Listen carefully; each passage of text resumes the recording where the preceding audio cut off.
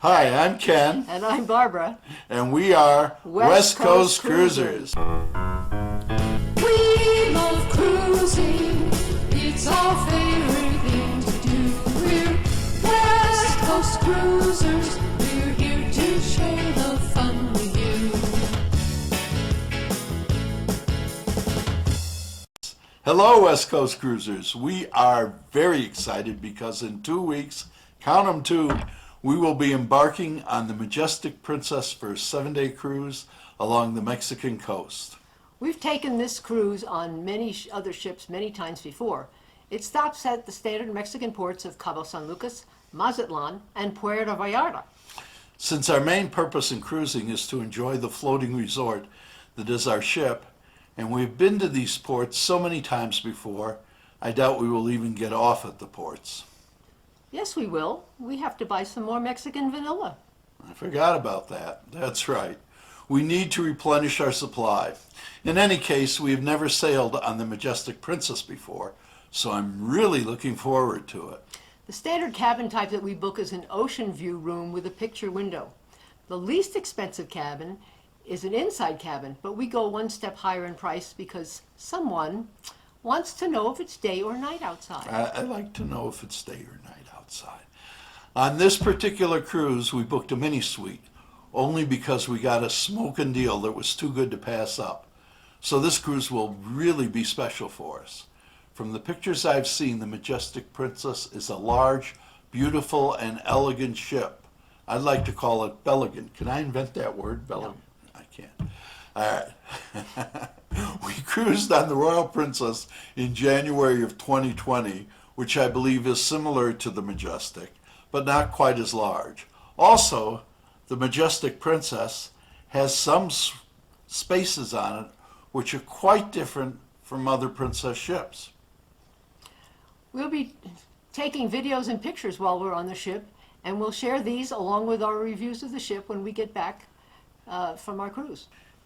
Princess, by the way, seems to be gearing up for West Coast cruising in January 2022. Did I say that right? Yes, I did. 2022. There's too many twos in there for me. But anyhow, they're going to have sailing out of Los Angeles, the Majestic Princess, the Crown Princess, and the Grand Princess, and out of San Francisco, The Ruby Princess and the Caribbean Princess. yes. I'm going to introduce a segment into our videos on this, our second video, called Raves and Rants, where we talk about things that we like and dislike about cruise ships in general, particular ships, or even particular cruise line policies. I'm going to start out with a rave. This shout out goes to Royal Caribbean and Celebrity, which is owned by Royal Caribbean, for the design of their buffet. They were among the first to design the buffet with different food islands or stations where one goes to get different foods. I remember it used to be that when you went through the buffet, it was designed like a cafeteria. You picked up a plate, and then you got in line and you waited your turn to get to the spot where the food you wanted was. At peak times, there was a long wait in line. At least it seemed long when you were hungry. This could lead to some rude and unwelcome behavior. Although Royal Caribbean, I believe, was among the first to design their buffet this way, Princess has followed suit on their newer ships. They have massive buffets with different buffet areas serving different categories of foods. They have one area devoted to bakery items, one area devoted to main courses, etc.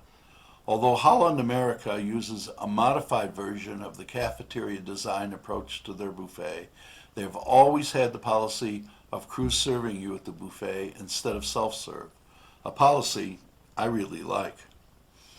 Since the pandemic, my understanding is that all the cruise lines have now converted from self-service buffets to staff serving you, which is much more sanitary.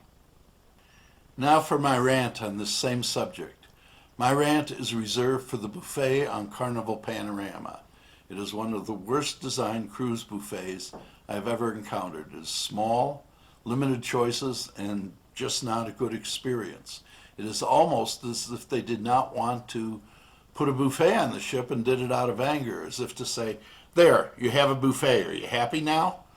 Well, I do like their hand washing stations. Yes. You put your hands in, and 14 seconds later, you are washed and dried. Automatically, yes, that's very nice. What is so bizarre about this whole thing with the panorama is that the rest of the ship is magnificent.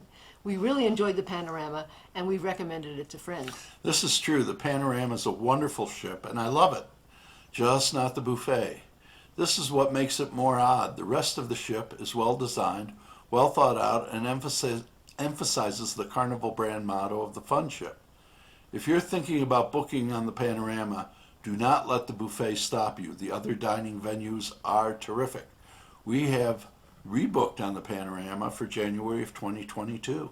Please join us for our next video, and feel free to comment below on topics we discuss, topics you'd like to hear about, or what your own West Coast cruising experiences have been. We look forward to helping to build and contribute to the West Coast cruising community. In that regard, please hit the subscribe button below. It costs you absolutely nothing and will allow you to be notified when we post a new video. We are just beginning this YouTube cruise channel journey and invite you to join us as we learn and grow. So please subscribe, and until next time, happy cruising from West Coast Cruisers. We love cruising, it's our favorite thing to do. We're West Coast Cruisers, we're here to share the fun